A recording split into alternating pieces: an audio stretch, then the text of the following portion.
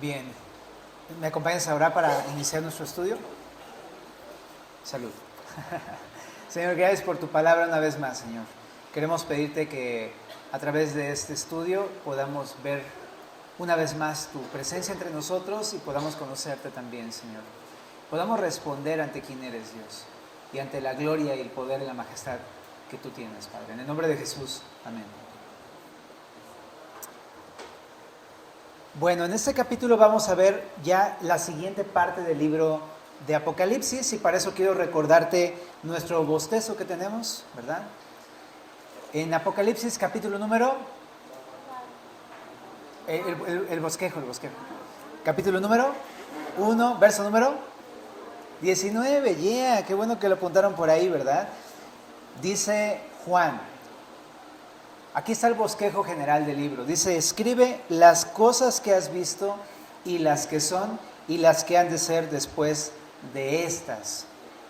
Ya hemos visto las cosas que has visto, que comprende el capítulo número 1. Y también ya hemos visto las cosas que son, el capítulo 2 y 3 del libro de Apocalipsis. Ahora vamos nada más para entender bien el bosquejo, las cosas que son, capítulo 2 y 3, corresponden a la era de la iglesia, ¿no? Y vimos 7 iglesias, pero engloban a la iglesia en general, a través de la historia, ¿no? A la iglesia de Cristo universal, ¿no? Pero el día de hoy vamos a comenzar con la tercera parte del libro, a partir de este capítulo número 4. Ahora estudiaremos las cosas que han de ser después de estas. Esta frase después de estas es la palabra, la frase metatapta en griego o metatauta, no sé si la has escuchado alguna vez, que significa después de estas, precisamente, ¿no? Son las cosas que sucederán después de la era de la iglesia. Y van a estar descritas desde el capítulo 4 de Apocalipsis hasta el capítulo 22 de Apocalipsis. Es un periodo conocido como la Gran Tribulación, que es una época en donde Jesús va a juzgar la tierra y a sus moradores. Pero antes de hablar del juicio en el capítulo 6 en adelante, va a tomarse el capítulo 4 y 5 para hablar acerca de la visión del trono celestial. Va a hablar acerca del cielo, lo que está sucediendo en el cielo justo después de la era de la iglesia. Entonces, ¿sí se entiende más o menos lo que vamos a ver? Es un poquito eso. Bueno, para eso creo que es muy bueno entender que entonces, el día de hoy estamos viviendo la era de la iglesia, ¿verdad? Estamos en una iglesia precisamente, pero va a llegar a su fin en algún momento. Y el fin de la iglesia va a marcar el inicio de todo este periodo narrado en adelante. Pero este inicio, este fin de la iglesia va a estar marcado por varios acontecimientos que va a ir explicando Apocalipsis. El primero de ellos lo vamos a mencionar el día de hoy. Bueno, pero entonces, en el verso número 1 del capítulo 4 comienza diciendo, después de esto.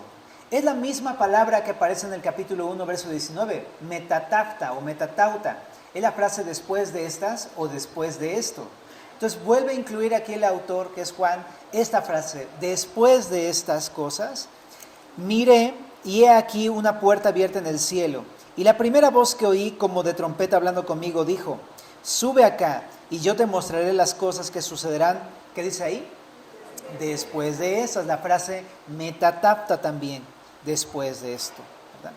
Entonces, todo lo que vamos a ver después, a partir de este capítulo 4, va a suceder después de la era de la iglesia. A nosotros no nos va a tocar.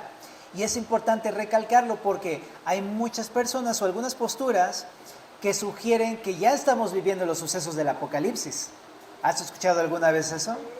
Pero aquí dice, después de estas cosas. Dice mi pastor Ibert, el capítulo 4 siempre viene después del 2 y 3. Siempre ha sido así, siempre es así y siempre será así.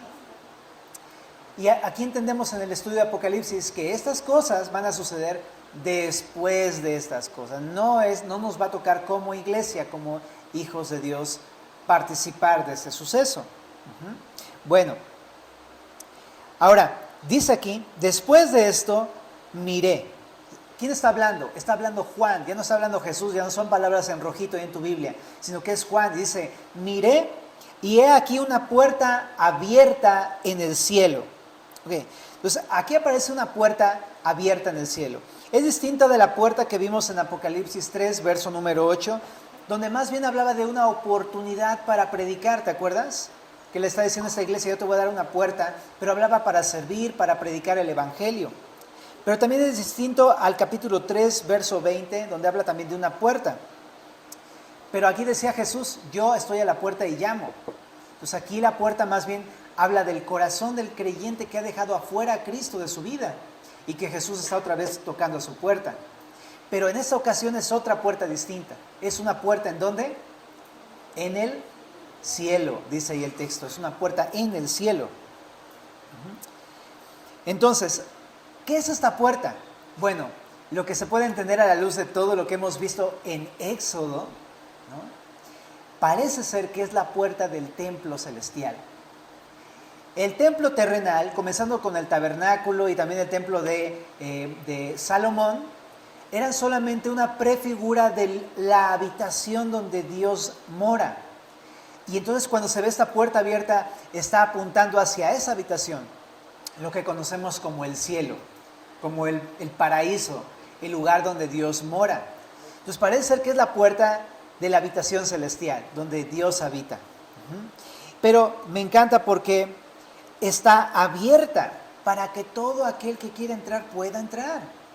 El día de hoy tenemos libre acceso a la presencia del Señor gracias a Cristo. Pero quisiéramos hablar precisamente de eso. ¿Cómo entrar a ese lugar? ¿Cómo poder entrar a la habitación celestial donde mora Dios? ¿Cómo poder tener asegurado nuestro pase al cielo, por decirlo así? Bueno, en Juan capítulo número 10, verso 9, dice Jesús, chécate lo que dice, yo soy la puerta. El que por mí entrare será salvo, y entrará y saldrá y hallará pastos. El ladrón no viene sino para hurtar, matar y destruir. Yo he venido para que tengan vida y para que la tengan en abundancia.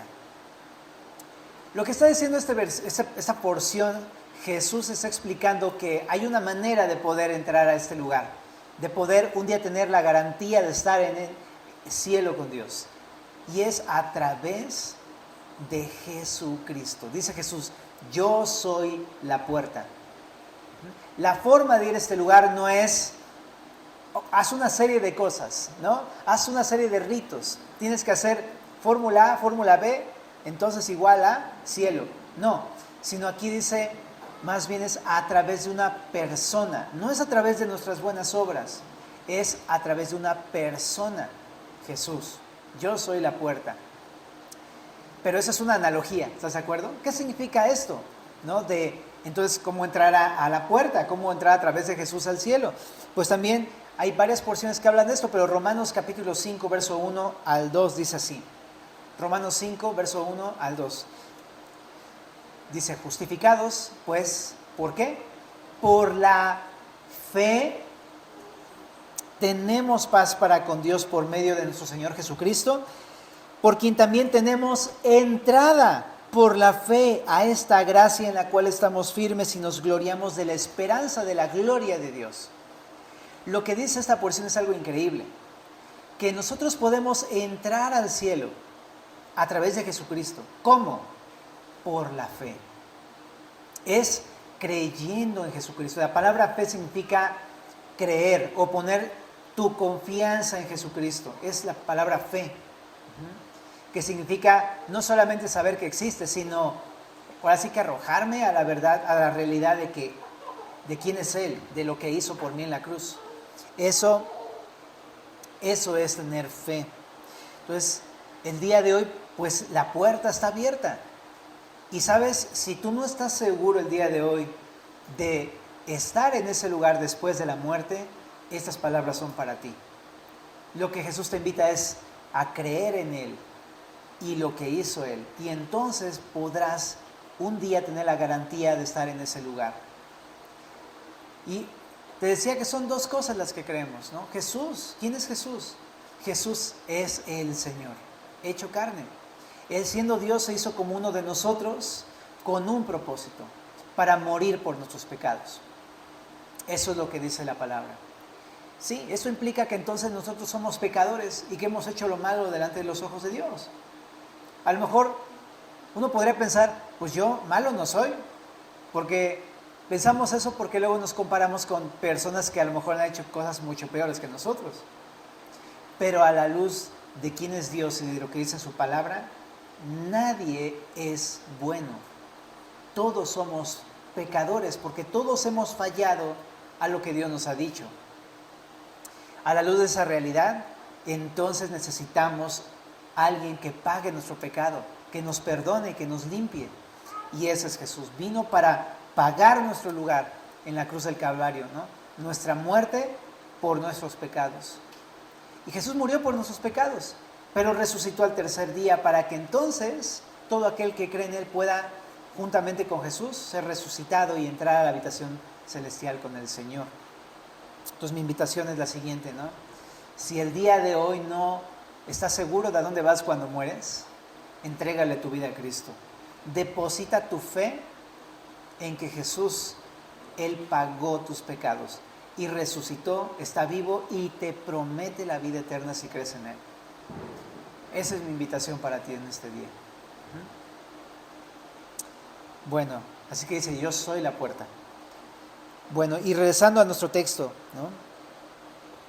Dice en el verso número 1, vi una puerta, miré, y aquí una puerta abierta en el cielo. Y la primera voz que oí, como de trompeta hablando conmigo, dijo, sube acá y yo te mostraré las cosas que han de suceder después de estas. Dice Juan que volvió a escuchar la primera voz que escuchó antes. ¿Quién es el que habló antes? ¿Te acuerdas? Jesucristo, ¿verdad? Él habló en el capítulo número 1, 2 y 3. Esta misma voz le vuelve a hablar ahora en el capítulo número 4. ¿Y cómo era esa voz? Dice ahí en el verso número, y le dice, ¿no? Sube acá. Es lo que le dice esa voz. Bueno, ahora, ¿qué quiere decir esto de sube acá? Y dice ahí, era como voz de trompeta. ¿Qué significa esto? Bueno, ¿has escuchado alguna trompeta de cerca alguna vez en tu vida? ¿Qué tal? O sea, no sé si tu hijo quiere ser trompetista o algo así, ¿no? Trombonista, pero te ponen la trompeta que es como, no, bueno, o sea, ponte sordina o no sé, date la vuelta porque es muy fuerte el volumen de una trompeta. Entonces, en ese sentido, puede hablar acerca de que la voz que escuchó es una voz fuerte o clara, la que le habló a Juan. Pero implica más cosas. Por ejemplo, puede significar que sea una voz de mando. En Primera de Tesalonicenses, precisamente, las trompetas se asocian con un mandato de Dios hacia las personas. Pudo haber sido un mandato de Dios hacia Juan. También, ¿qué pudo haber sido? Un llamado de guerra. En las épocas primitivas, pues, ahí la trompeta también se usaba para convocar a la gente para la guerra. Y eso tiene sentido, porque a partir del capítulo número 4, Jesús va a empezar a hacer juicio contra las naciones que lo rechazaron. Está convocando a su pueblo para unirse a su ejército y venir junto con su ejército a derrotar a sus enemigos. Pero también puede significar una convocación o llamado a congregarse. Lo que en el Antiguo Testamento, especialmente en Éxodo, leímos como la santa convocación. No sé si alguna vez has leído esta frase en el Antiguo Testamento. Pero era una trompeta que se usaba precisamente para que todos los que escucharan la trompeta, parte del pueblo de Israel, se juntaran y se reunieran en un sitio para algún mensaje o una reunión en especial. En el Nuevo Testamento también se ocupaba como un símbolo de reunión congregacional, ¿no? Como lo que hacemos el día de hoy. Pero puede ser eso, que Dios está llamando a Juan para congregarse en los cielos, ¿no? Es lo que puede ser posible. Pero también puede hablar de otra cosa en el Nuevo Testamento. El Nuevo Testamento puede significar la llegada del Rey de Reyes y Señor de Señores. Eso lo empezamos a ver desde Mateo. Cuando llegó lo recibieron como el Rey de Reyes en la entrada triunfal, ¿te acuerdas? Él llegó a la tierra, pero luego ascendió y está en los cielos. El hecho de que suene la trompeta, así, bueno, una voz como de trompeta, puede significar precisamente un aviso, un anuncio. Ha llegado la hora en que el Rey de Reyes por fin se manifieste. Ha llegado el Rey de Reyes. Lo que conocemos como la manifestación del día del Señor. ¿Has escuchado también esta frase alguna vez? ¿No? El día del Señor es una época o un periodo a partir del cual Jesucristo va a volver a la tierra y va a instaurar su reino aquí en la tierra de manera permanente. Entonces, a lo mejor esa trompeta está hablando de eso. Ha llegado la hora. Y eso es lo que le dice a Juan. Bueno, pero entonces habló con él esta voz como de trompeta y le dice, sube acá. Entonces Dios lo está llamando al cielo, ¿no? ¿Y cuál es el propósito? Mostrarle las cosas que han de suceder metatapta, después de estas, después de la era de la iglesia. Y dice en el verso número 2, y al instante yo estaba en el Espíritu, ¿no? Y aquí un trono establecido en el cielo. Bueno, vamos a detenernos para hablar de esta primera parte de este versículo. Lo que está mostrando es que después de escuchar esta voz como de trompeta, en un instante, de inmediato, él estaba en la habitación celestial. Es lo que está mostrando. Y dice ahí, estaba en un instante en el Espíritu. ¿Qué significa esto? Puede significar probablemente tres cosas. Puede significar que fue llevado al cielo por el Espíritu Santo, o sea, el Espíritu Santo se lo llevó hacia el cielo. Número 2, puede significar que fue llevado en espíritu, o sea, realmente que fue su espíritu el que fue. O número 3, que quedó bajo el poder del Espíritu Santo. Cualquiera de estas tres posibilidades puede caber entre esas interpretaciones. El punto es que ahí está Juan en el cielo. De un momento a otro, cuando Dios le hizo este llamado, inmediatamente estuvo ahí con él. Y esto es muy parecido a un evento que conocemos en la palabra como el rapto de la iglesia. Permíteme llevarte a dos citas que se asemejan demasiado a esto que está pasando. En Primera de Corintios, capítulo número 15, en el verso número 51, dice el apóstol Pablo, he aquí os digo un misterio, no todos dormiremos. Aquí en esta porción, cuando habla de dormir, no habla de que una persona puede, después de morir, queda como dormida. No. Aquí habla de morir, o sea, es una manera pues poética de poder decirlo, pues, pero habla acerca de la muerte del creyente. Y está diciendo, no todos vamos a morir, como creyentes no todos vamos a morir, pero todos seremos transformados. En un momento, en un abrir y cerrar de ojos, a la final trompeta, porque se tocará la trompeta y los muertos serán resucitados incorruptibles y nosotros seremos transformados. Porque es necesario que esto corruptible se vista de incorrupción y esto mortal se vista de inmortalidad. Bueno, voy a leer nada más hasta acá para el punto que tenemos que analizar. Pero esta porción se parece mucho, ¿verdad? Hay una trompeta, en un instante, los cristianos que no hayamos muerto seremos transformados, ¿no? Hay en un abrir y cerrar de ojos, ¿verdad? Está hablando acerca de algo que va a ocurrir, un evento que va a ocurrir en la historia, ¿no? Algunos de los cristianos ya murieron en el pasado, pero unos quedamos todavía acá. Los que quedemos aquí en la tierra, puede ser que el Señor llegue en estos días. Y si llega, lo primero que va a pasar es esto. En un instante, en un abrir y cerrar de ojos, vamos a ser transformados. Vamos a dejar de tener el estado que tenemos el día de hoy como seres humanos terrenales. Bueno, al menos es lo que podemos entender de esta porción. Pero ahora vamos a Primera de Tesalonicenses 4:15.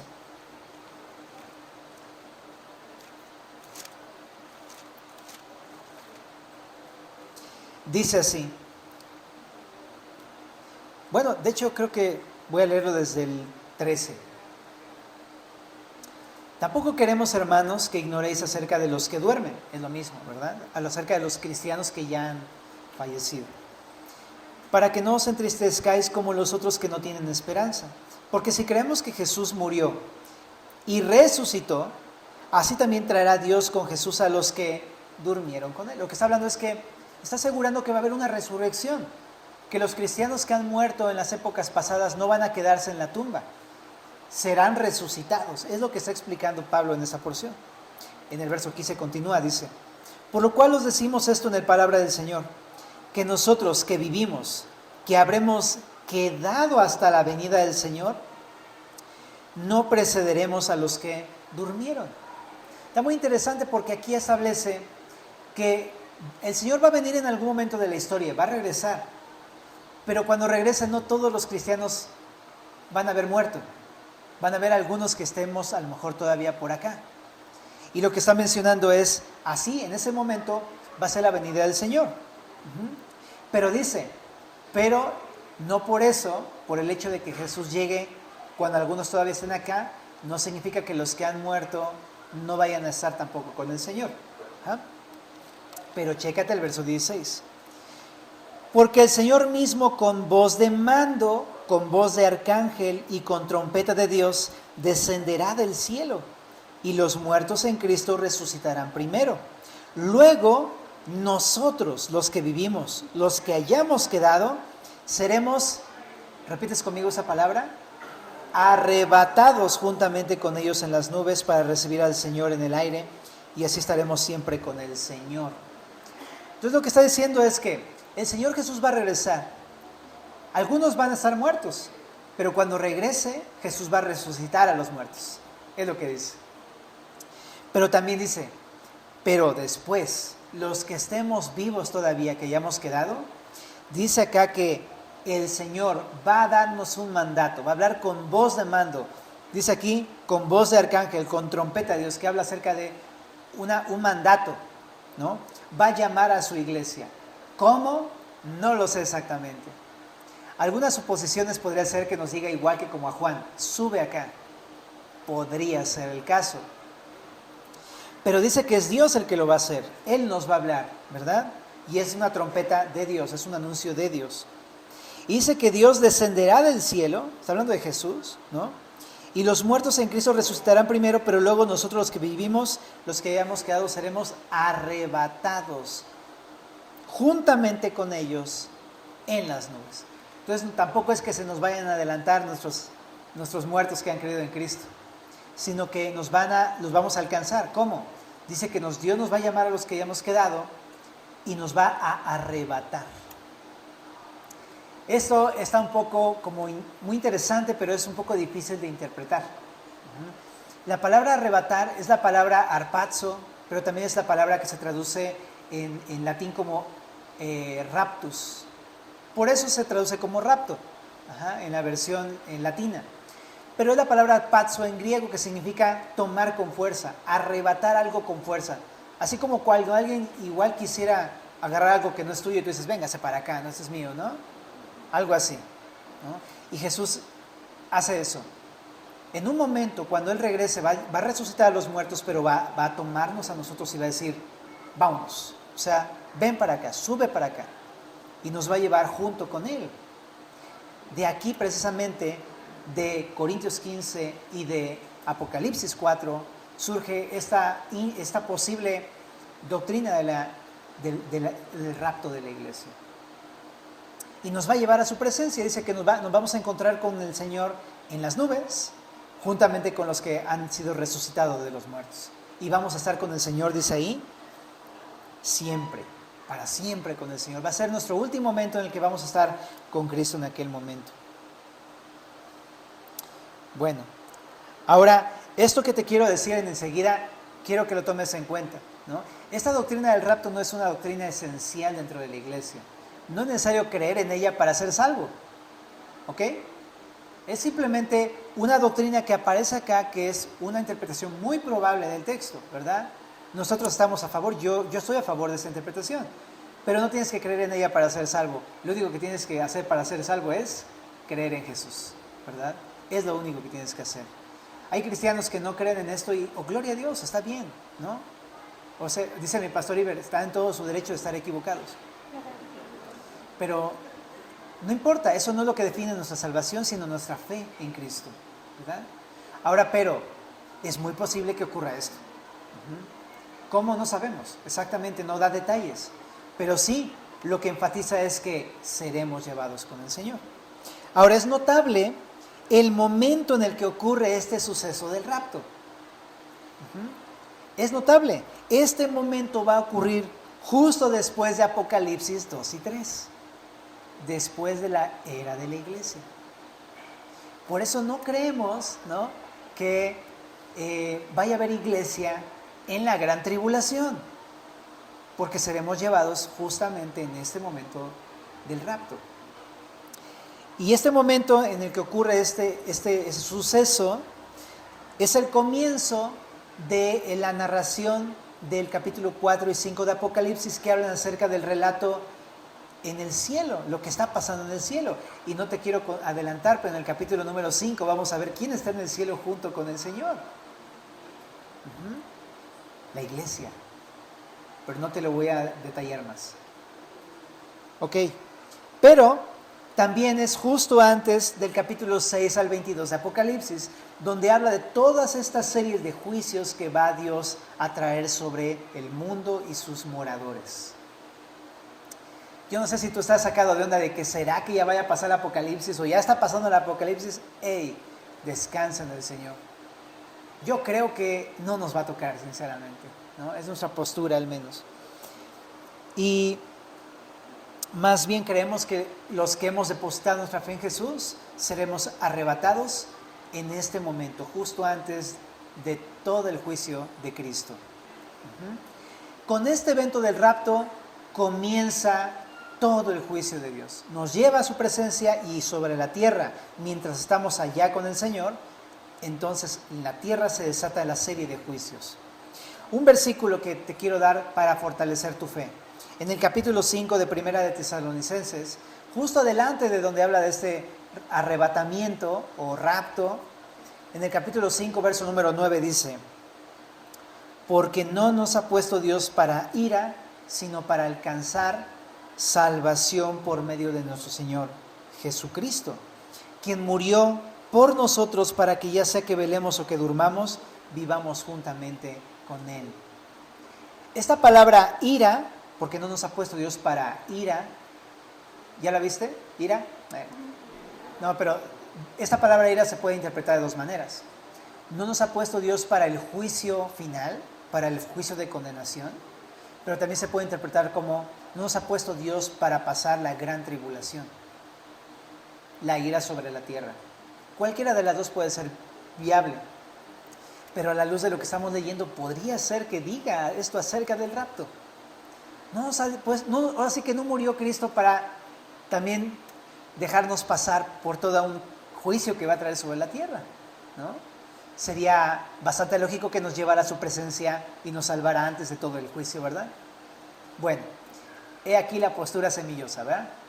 Pero usted es libre de interpretarlo de otra manera también. No hay problema, ¿verdad? Bueno, entonces es el comienzo del día del Señor, el comienzo del día de la época en que Jesús va a regresar y el comienzo de toda la serie de eventos de juicio sobre la tierra. Y todavía no ha sucedido. Bueno, pero regresando a Apocalipsis capítulo número 4. Después que estaba al instante en el Espíritu, Juan dice lo siguiente en el verso número 2. Y he aquí un trono establecido en el cielo y en el trono uno sentado. Y el aspecto del que estaba sentado era semejante a piedra de jaspe y de cornalina, y había alrededor del trono un arco iris semejante en aspecto a la esmeralda. Y alrededor del trono había 24 tronos, y vi sentados en los tronos a 24 ancianos, vestidos de ropas blancas, con coronas de oro en sus cabezas. Y del trono salían relámpagos y truenos y voces, y delante del trono ardían 7 lámparas de fuego, las cuales son los 7 espíritus de Dios. Bueno, en esa siguiente parte, lo primero que ve Juan en el cielo es un trono, es lo que está explicando, ¿no? Y haciendo la semejanza al templo de Jerusalén, está hablando precisamente del lugar santísimo, el lugar donde está la misma presencia de Dios. Y en ese lugar que en lo terrenal lo simbolizaba el templo de Jerusalén, pero es un símbolo, prefigura de la habitación celestial, había un trono, semejante al arca del pacto que había en el templo, en el lugar santísimo. En el cielo hay un trono. Entonces, el arca representa este trono en los cielos.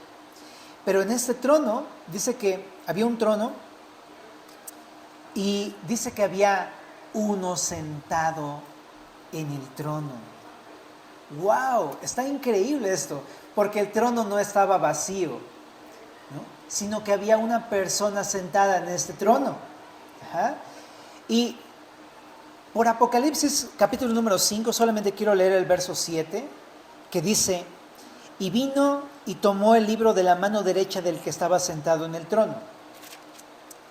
Más adelante lo vamos a ver, ¿no? Dentro de 15 días. Pero en ese versículo lo que estaba diciendo es que vino un cordero como inmolado a recibir de mano del que está sentado en el trono un libro. Esto lo vamos a explicar después. Pero entendemos entonces que Jesús no es el mismo que está sentado en el trono, ¿verdad? Sino que el que está sentado en el trono es Dios, el Padre. No significa, ni mucho menos, que Jesús no tenga divinidad o poder o autoridad suprema. No significa esto. Vamos a ver más adelante cómo Jesús precisamente es el Rey de Reyes y Señor de Señores, ¿ok? Pero está enfatizando el hecho de que hay alguien sentado, es el Padre. Pero ahora chécate, aquí en el texto lo que vemos es como Juan ve a esta persona y lo narra de alguna manera. Lo narra de la siguiente forma. Dice que este que estaba sentado en el trono tenía un aspecto. Y tenía aspecto como de piedra de jaspe y de cornalina, y alrededor de su trono, alrededor de Dios, había un arco iris semejante a una esmeralda. Entonces, para empezar, lo que vemos, lo que yo alcanzo a notar es lo siguiente: no se ven detalles porque probablemente no vio el rostro de Dios. Dice que vio como digamos así, el resplandor o la gloria de Dios. Parece ser que es muy probable esa interpretación. ¿Por qué? Porque en Juan capítulo 1, verso número 18, también el mismo autor de este libro de Apocalipsis dice lo siguiente. A Juan dice, capítulo 1, verso 18, dice: a Dios nadie le vio jamás, el unigénito Hijo que está en el seno del Padre, Él le ha dado a conocer. O sea, el mismo autor está diciendo, no hay nadie que haya visto a Dios. Incluso Moisés, cuando lo vimos, ¿verdad? ¿Te acuerdas en Éxodo? Lo que él pudo alcanzar a ver de la gloria del Señor fue sus espaldas, ¿no? Y creemos que es Jesucristo, no el Padre, porque a Dios nadie le vio jamás. Entonces, si Apocalipsis 5:7 nos dice que uno le dio el rollo a Cristo y estaba sentado en el trono, puede ser que sea el Padre, pero entonces, ¿cómo coinciden? Te decía, probablemente no vio el rostro, solamente vio la gloria o el resplandor, porque nadie puede ver a Dios cara a cara y no caer muerto. ¿Me explico? Entonces pienso que puede ser viable esta interpretación. Si era el Padre, pero no lo vio a detalle, solamente vio ciertas como rasgos así de la gloria del Señor. Pero algunos rasgos que vio fue que tenía, su apariencia era algo así como la piedra de jaspe o de cornalina, ¿no? Está muy interesante esto. Las piedras de jaspe, pues no sé si conoces algo de eso, de las piedras y minerales preciosos y cosas así. Pero el jaspe tiene varios colores, no hay un jaspe de un solo color. El más conocido es el rojo, pero hay de varios colores. Hay blanco, hay más transparente, hay como verde y hay cafecito, y hay de varios colores jaspe, ¿no? De hecho, algunos conocen unas camisas jaspeadas, ¿no? Es como gris, así, medio así. Pero la idea es como algo así, ¿no? Ahora, para explicar eso, quiero decir lo siguiente. El libro de Apocalipsis usa un lenguaje figurado para tratar de explicar cosas celestiales reales. Juan es la primera vez que ve algo así, probablemente, y no sabe cómo describirlo, y hace uso del lenguaje figurado para poder explicar algo que él vio. Pero algo que no se debe de malentender en Apocalipsis es que aunque hable de lenguaje figurado, no significa que este libro sea un libro figurativo. ¿Me explico? No es meramente simbólico. Contiene símbolos, pero no es un libro simbólico, porque algunos dicen, el Apocalipsis no existe, no es algo literal, es solamente un simbolismo, pero no. Sí se ocupan símbolos, sí se ocupa el lenguaje figurado, pero es la manera solamente de expresar una realidad. Espero que se haya entendido esa parte. Pero entonces, Juan dice, el que estaba en el trono tenía aspecto como de jaspe. El jaspe, por Apocalipsis capítulo número 21, verso número 11, parece ser un jaspe transparente. Porque en Apocalipsis 21, 11 dice acerca de la apariencia del Señor. Teniendo la gloria de Dios, y su fulgor era semejante al de una piedra preciosísima, como piedra de jaspe, diáfana como el cristal. Diáfano significa resplandeciente, y como el cristal significa algo transparente. Antes tenía la falsa idea de que el cristal estaba hecho de hielo que se había quedado muy petrificado, ¿no? Entonces, lo que está dando a entender es que el color era como transparente como el hielo. Probablemente entonces hace referencia a un jaspe transparente. Parece ser que la apariencia del Señor es así, como demasiado claro, como totalmente lleno de pureza. Eso es Dios. Y resplandece del fulgor de su pureza, ¿no? Resplandece. Puede ser una probable idea de cómo es Dios, ¿ok? Yo creo que lo vamos a ver cuando estemos con Él y ahí nos vamos a quitarle toda duda, ¿verdad? Pero bueno, dice que era como jaspe, pero también dice que era como de cornalina. La cornalina sí, en cambio sí es rojiza, ¿no? Y puede ser, hay incluso una cornalina que es un poco más como tendiente al marrón o café. Ajá. Probablemente hable acerca también de la apariencia de cómo es Dios, a lo mejor su tez, ¿no? Pero probablemente también habla acerca de lo que Él hizo en la cruz del Calvario. Él derramó su sangre por nosotros, ¿no? Probablemente el rojo apunta al sacrificio que Él hizo. Bueno, y también dice que alrededor de Él había, como dice aquí, era un arco iris, ¿no? Aquí se dice que era un arco iris, semejante al aspecto de una esmeralda, ¿no? Entonces todos conocemos un arco iris, ¿verdad? ¿Has visto alguna vez un arco iris demasiado fuerte? A mí me tocó alguna vez había visto de lejos, así un arco iris así medio como transparente, pero nunca había tocado ver un arco iris demasiado fuerte. Antes de casarme, vi uno, me pareció asombroso, ¿no? Porque estaba muy cerca de la ventana de mi casa, estaba en el monte de enfrente, y se veía demasiado intenso los colores, era demasiado intenso. Yo me quedé muy asombrado, decía, van a salir de aquí los ositos cariñositos o algo, ¿no? Porque no parecía como que se podía tocar eso, ¿no? Y dice que alrededor de Dios había ese arco iris, pero que no es otra cosa sino el resplandor de su gloria, ¿no?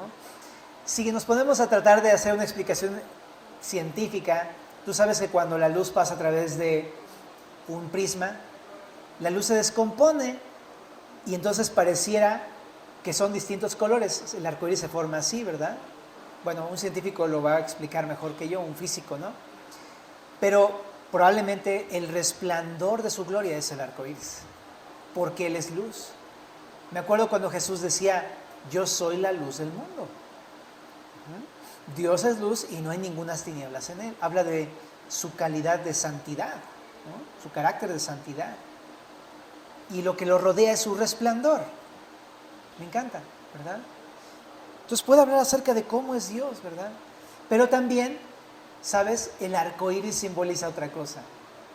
El arco iris apareció por primera vez después del diluvio, ¿te acuerdas? Cuando Noé bajó del arca y tuvo una nueva vida, ¿no? Que apunta a la nueva vida del creyente, se le apareció un arco iris y Dios le dijo, este arco iris es el pacto que yo voy a hacer con ustedes. No voy a volver a destruir la tierra con agua. Y el arco iris es la señal de esto. Esto aparece en Génesis 9:13. Si quieres, échale un ojito junto conmigo.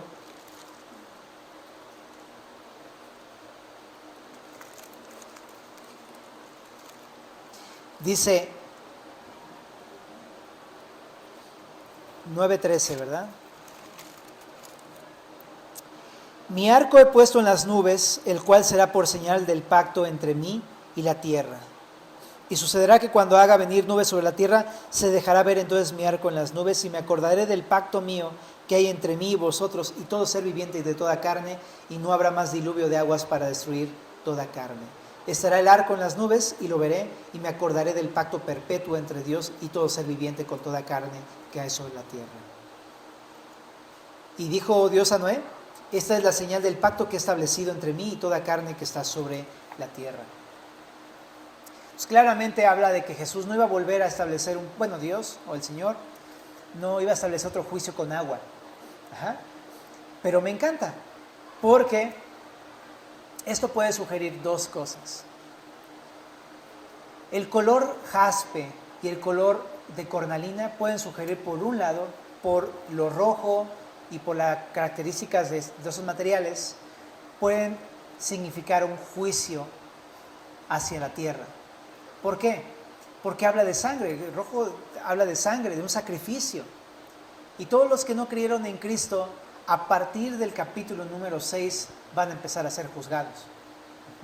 Entonces puede anunciar esto: la llegada del Rey implica juicio sobre todos los que no han creído en Cristo, y van a ser castigados por el Señor.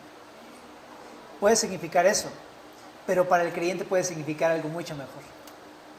Para el creyente puede significar: tú recibirás, así como Noé y su familia y la humanidad recibió misericordia de Dios y no recibió un castigo con un juicio a través de agua, todo cristiano que ha depositado su fe en Jesucristo no recibirá el juicio de Dios.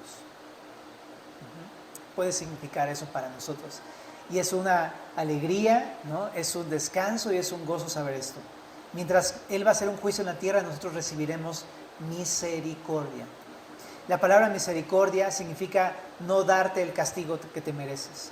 Y eso es lo que no vamos a recibir, gracias a Dios. ¿Por qué? Porque Cristo ya recibió ese castigo sobre Él mismo.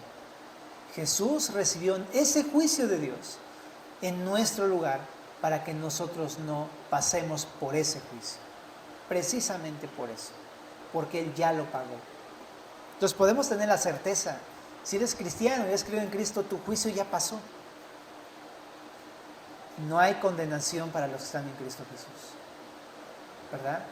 Si no hay salvación y hay esperanza para nosotros. Bueno, muy bien. Y me encanta porque este pacto, así como fue perpetuo para Noé y para todos los habitantes de la tierra, también lo es para todo creyente. El pacto de Cristo en su sangre es permanente, es para siempre, para los que hemos creído en el Señor. Bien. Pero también dice en el verso número 4 que había alrededor del trono, y dice alrededor. Entonces yo pienso que la disposición de esos tronos, de esos 24 tronos alrededor, eso en forma de círculo, porque estaban alrededor. Si acaso a lo mejor de media luna, ¿no? Alrededor. Pero aquí ese alrededor yo me imagino en forma de círculo alrededor de este trono, ¿ok? Puede ser también una posible idea de la disposición de estos tronos. Pero dice que alrededor estaban 24 tronos, y vi sentados en los 24 tronos a 24 ancianos. ¡Wow! Está muy interesante, porque la pregunta siempre surge: ¿y quiénes son estos 24 ancianos? La Biblia no lo explica con claridad, así es que vamos a pasar a lo siguiente. No, hay probables interpretaciones. 24 podría parecer la suma de los 12 hijos de Israel, más la suma de los 12 apóstoles.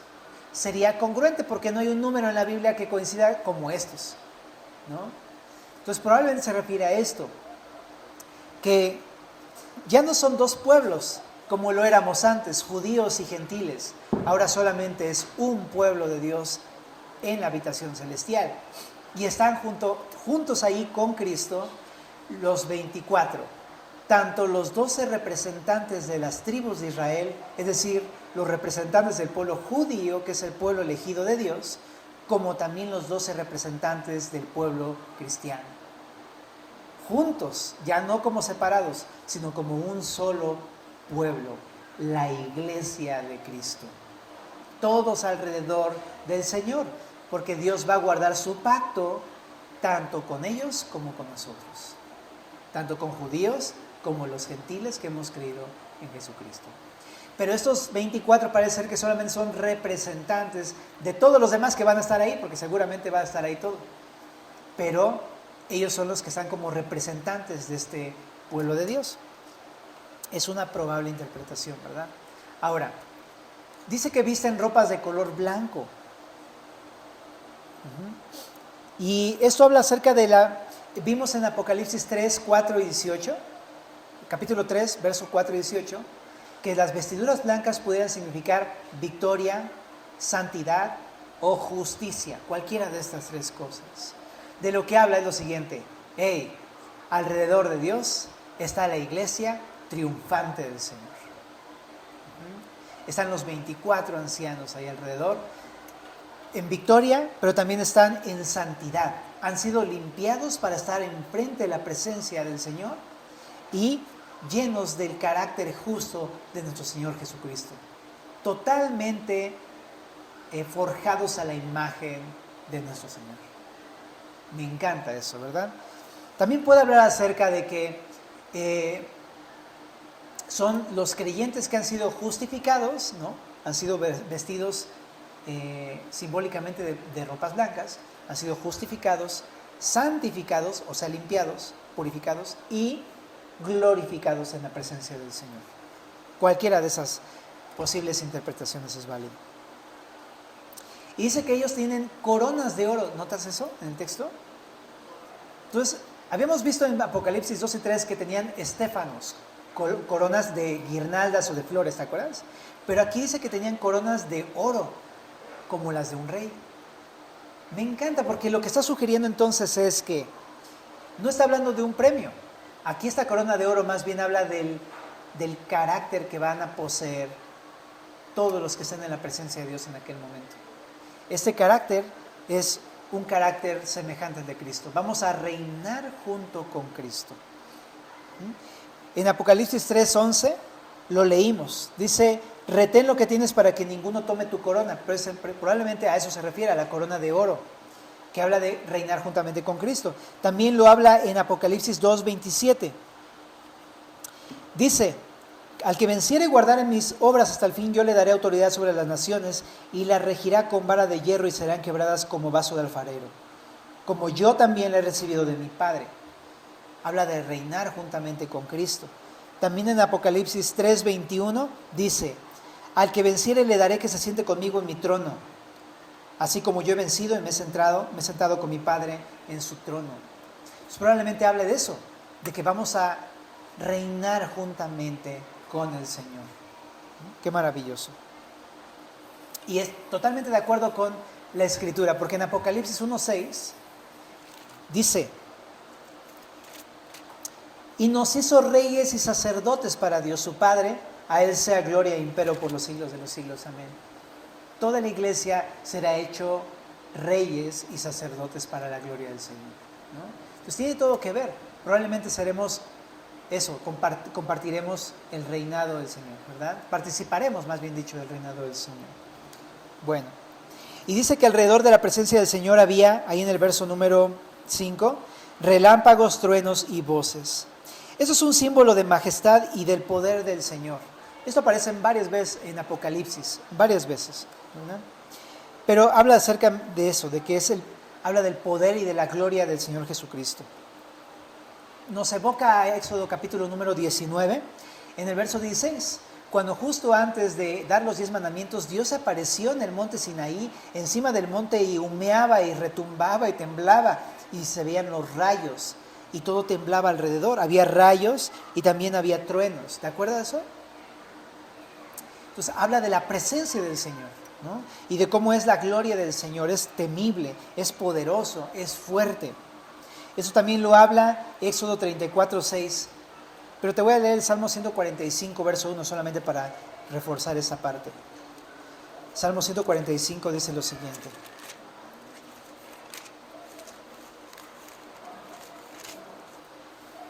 en el verso 1 al 3.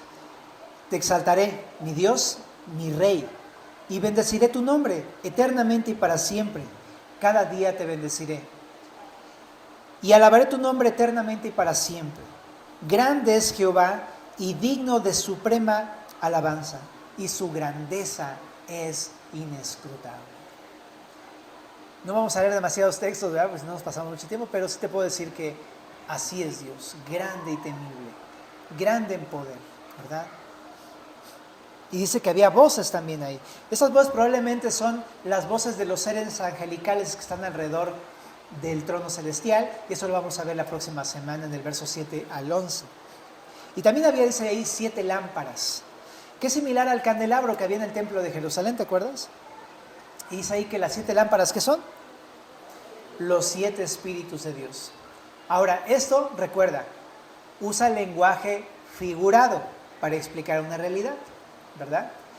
Entonces, no es que Dios tenga 7 espíritus. Jesús mismo decía que hay un solo espíritu, el Espíritu Santo, ¿verdad?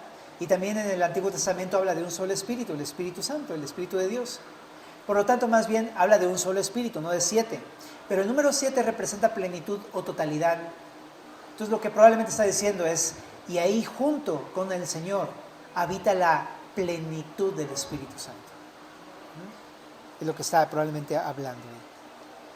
Bueno, pero hasta aquí va a ser la probadita de nuestro Zoom celestial por hoy. Pero solamente quiero terminar con algo bien importante. El hecho de que justo Juan haya visto un trono en el cielo nos habla demasiadas cosas.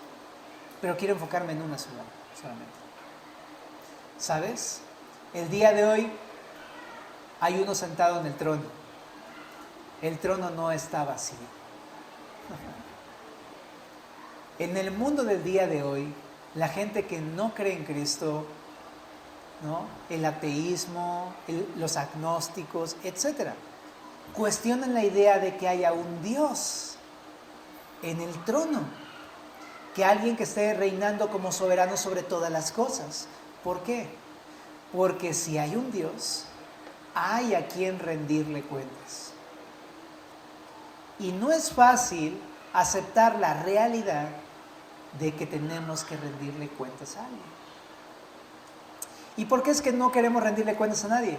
Porque amamos nuestro pecado, porque nos gusta nuestro pecado, porque no queremos dejar nuestra vida llena de malas cosas.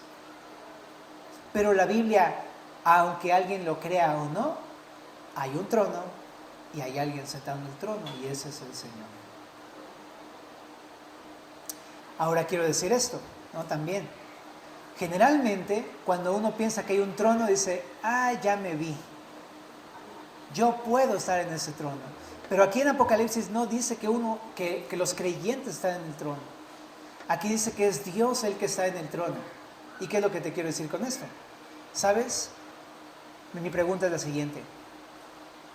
Si en el cielo va a estar reinando Jesús sobre todos aquellos que han reconocido que Él es el Rey, mi pregunta es, ¿el día de hoy ese Rey reina sobre ti? ¿Reina sobre tu vida? Porque solamente van a estar allá los que reconocen a Dios como el Señor, a Cristo como el Rey de Reyes, y se someten a su señorío, solamente.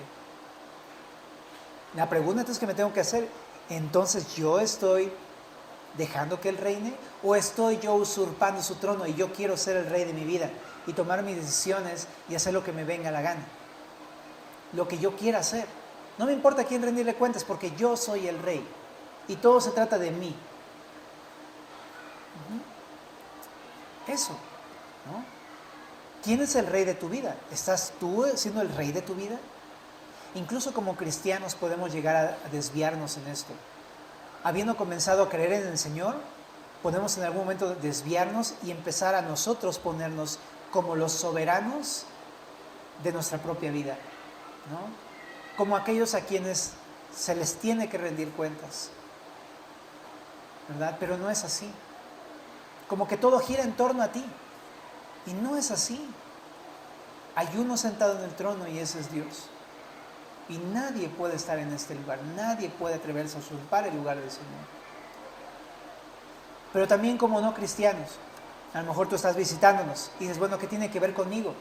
Porque te decía, si no reconoces de todo corazón que Jesús es el único Rey, entonces no, ¿para qué estar en un lugar donde no vas a obedecer? ¿Por qué crees que Dios te invitaría a ese lugar, siendo que tú no quieres estar en ese lugar? ¿Me explico? No quieres ser gobernado por el Señor. Pero ojo, te lo decimos no porque la puerta esté cerrada, sino porque está abierta. En Romanos capítulo número 10, verso 9 y 10, dice lo siguiente, ¿no? Que si confesares con tu boca que Jesús es el Señor y creyeres en tu corazón que Dios le levantó de los muertos, serás salvo. Porque con el corazón se cree para justicia, pero con la boca se confiesa para salvación. Ese texto es una invitación. Está diciendo, el día de hoy puede cambiar tu destino. Si el día de hoy tú reconoces que has pecado, porque has usurpado el reino de Dios y que tú eres el que gobierna sobre tu vida y no le has dado oportunidad a Jesús a que reine en tu vida, el día de hoy el Señor manda que te arrepientas de eso, ¿verdad? Y arrepentir significa a partir de hoy reconocer que hay uno en el trono, es Cristo. Solamente es el Rey, Él es el Rey de reyes y Señor de señores. E implica entonces cederle el reino de mi corazón. Señor, te invito a que entres en mi vida para que la reines por completo, Dios. Yo creo en ti, que tú eres el Señor, que pagaste por mis pecados, pero ahora reina mi vida. Te asombraría saber la cantidad de personas que a lo mejor han creído, ¿no?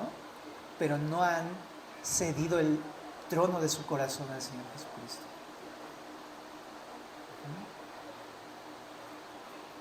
Y esa fe es una fe muy parecida a los de los demonios, porque creen en el Señor y tiemblan, pero no se rinden ante su voluntad. Pero el cristiano que ha confiado de veras, ha cedido toda su voluntad al Señor Jesucristo.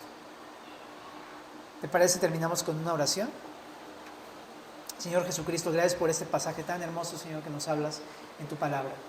Gracias, Señor, porque definitivamente creemos que tú eres el que gobierna sobre todas las cosas y que estás ahí en el trono y con tu gran poder nos vas a salvar del castigo, de la gran tribulación y del juicio eterno. Gracias, Señor. Pero también, Señor, sabemos, Señor, que entre nosotros puede haber alguien que aún no haya entregado su vida al Señor. Queremos pedirte, Padre, que tú toques su corazón en esta tarde, Señor, esta mañana, Señor. Llegas sobre su corazón. Padre, que pueda ceder el día de hoy su voluntad ante la tuya y reconocer que solamente tú eres Dios. Por favor, no abras tus ojitos, solamente quiero invitarte. Si el día de hoy tú quieres pedirle al Señor Jesús que reine sobre tu corazón, porque nunca antes lo has hecho, que te has dado cuenta que toda tu vida te la has pasado reinando tu propia vida tú mismo y no le has cedido a Jesús el trono de tu corazón, pero el día de hoy dices, yo quiero que tú lo hagas a partir de hoy, Señor. Levanta tu mano, por favor. Gloria a Dios, gloria a Dios, gloria a Dios. Qué padre. ¿Alguien más? Si has levantado tu manita ya puedes bajarla. Lo que dice la Biblia es que si tú invitas al Señor, entonces con tu boca lo reconoces y lo invitas a tu vida, lo confiesas con tu boca, Él va a venir y va a reinar en tu corazón. Pero necesitas arrepentirte de tus pecados. Y necesitas creer en Cristo, que Él te amó, entregó su vida para salvarte y ya ha pagado todos tus pecados. Y Él está vivo, por eso tiene el poder para hacerlo. Así que si tú has levantado tu manita, te invito a que hagas una oración junto conmigo. Hazla de todo corazón. Invita al Señor a tu vida. Dile, Señor Jesucristo, te quiero pedir para que me perdones por haber sido yo el que reina sobre mi vida. Te pido perdón, te pido que tú vengas a mi vida, que la reines, Señor. Porque el día de hoy yo creo que tú moriste por mis pecados y resucitaste el tercer día. Y te abro la puerta de mi corazón. Habita en él, Señor. Padre, y gracias por tu salvación y por tu perdón, y porque a través de esto me aseguras estar en tu presencia en ti. En el nombre de Jesús. Amén.